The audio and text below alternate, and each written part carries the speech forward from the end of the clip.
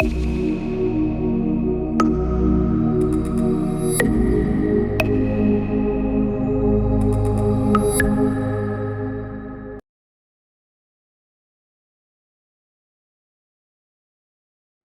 Students. तो हमने देखा था पिछली बार कि कैसे जो रेडियोमैग्नेटिक वेव्स हैं वो कैसे आ रही हैं और उनका क्या क्या काम होता है और वो किस तरीके से डिफरेंशिएट होती हैं। हमने उसका स्पेक्ट्रम देख लिया। अब बात आती है क्या कि जब वो रेज आ रही हैं तो कहाँ जाना है, उनको टारगेट पे जाना है। बट जैसा कि मैंने पहले बताया था कि जो सोर्स से जो हमारा सन है, जब सन से टारगेट पर एनर्जीज आ रही हैं, वेव्स आ रही हैं, तो बीच में उसको क्या मिलने वाला है, हमेशा हमेशा उसको क्या मिलेगा, एक बार एटमॉस्फेयर मिलेगा। और जब एटमॉस्फेयर मिलेगा तो एटमॉस्फेयर में क्या होगा, डिफरेंट डिफरेंट चीजें होंगी। एटमॉस्फेयर में क्या रहता है, जब सन से एनर्जी आएगी, वो जब वैक्यूम में रहेगा तो क्या रहेगी, उसकी जो स्पीड, जो आपके इलेक्ट्रोमैग्नेटिक वेव्स हैं उसकी स्पीड रहेगी स्पीड ऑफ लाइट की। लेकिन जैसे जैसे वो नीचे आएंगे वो क्या करेंगे, बहुत सारी चीजों से इंटरेक्शन होगा।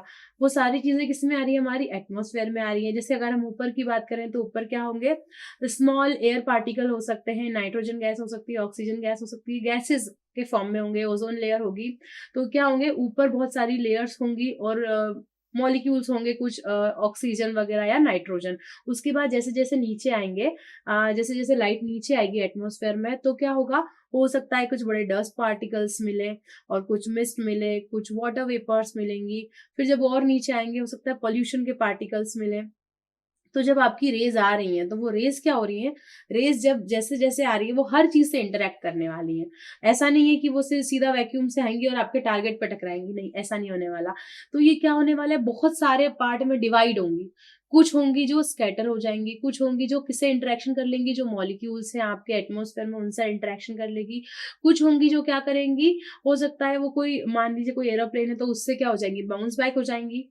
कुछ होंगी जो कि अपना मीडियम बदल लेंगी, कुछ डिफरेंट डायरेक्शन में चली जाएंगी, और कुछ होंगी जो हमारे टारगेट पे टकराएंगी। तो अब हमें क्या देखना है, जब हमारी, अब हमने अभी तक क्या क्या स्टडी कर लिया है कि जो हमारा सोर्स है सन, और उससे क्या आ रही है, इलेक्ट्रोमैग्नेटिक वेव्स आ रही है। वो वेव्स कितने टाइप की होती हैं वो हमें पता चल गया है। अब वो वेव्स टारगेट से जाने के पहले एटमॉस्फेयर में कैसे बिहेव करेंगी हम वो देखने वाले हैं। तो ये जो एटमोस्फेयर से जो बिहेवियर होगा ये कितने पार्ट में होगा, 4 पार्ट में होगा। कौन कौन से 4 पार्ट रहेंगे, सबसे पहले क्या होगा, जब वो इंटरेक्ट करेगी तो इंटरेक्ट करने में सबसे पहले होगा एब्जॉर्प्शन।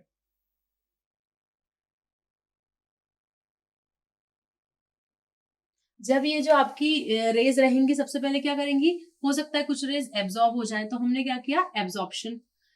उसके बाद कुछ कुछ एब्जॉर्ब हो जाएंगी, और एब्जॉर्ब होने के बाद कुछ कुछ क्या होंगी, स्कैटर भी तो होंगी। कुछ कुछ वेव्स की क्या हो जाएगी, स्कैटरिंग भी हो जाएगी। स्कैटरिंग होने के साथ साथ कुछ क्या हो जाएंगी, रिफ्लेक्ट होंगी। रिफ्लेक्ट होना मतलब कि बाउंस बैक हो जाना। रिफ्लेक्शन भी देखने को मिलेगा हमें। हम बात कर रहे हैं कि जब जो सोर्स से एनर्जी आ रही है और अर्थ में जा रही है तो बीच में जो इंटरेक्शन होने वाला है, वो ये जो एटमोस्फेयर से इंटरेक्शन होने वाला है, तो वो इंटरेक्शन किस किस चीजों में होगा, ठीक है। तो वो एब्जॉर्प्शन के फॉर्म में भी इंटरेक्शन हो सकता है, स्कैटरिंग के फॉर्म में भी इंटरेक्शन हो सकता है, रिफ्लेक्शन के फॉर्म में भी होगा, और लास्ट जो है वो रिफ्रैक्शन, रिफ्रैक्शन के फॉर्म में भी होगा। तो हम इन चारों चीजों को अब लाइन से देखने वाले हैं कि जब रेज आएंगी तो वो एब्जॉर्ब कैसे होंगी और कौन कौन सी रेज रहेंगी जो एब्जॉर्ब होंगी। इसके बाद हम देखेंगे कौन कौन सी रेज रहेंगी जो क्या हो जाएंगी, स्कैटर हो जाएंगी, फैल जाएंगी। उसके बाद कौन कौन सी रेज रहेंगी जो बाउंस बैक कर जाएंगी, कहाँ पे जाएंगी, वो सेंसर्स पर, जहां हमको अल्टीमेटली उसे पहुंचाना है। और कुछ कुछ होंगी जो क्या हो जाएंगी, अपना एंगल ही भूल जाएंगी, अपने एंगल से डाइवर्ट हो जाएंगी, रिफ्रैक्शन हो जाएगा उनका, ठीक है। तो अब हम नेक्स्ट वीडियो में इन चारों पे डिटेल में डिस्कशन करेंगे। Thank you.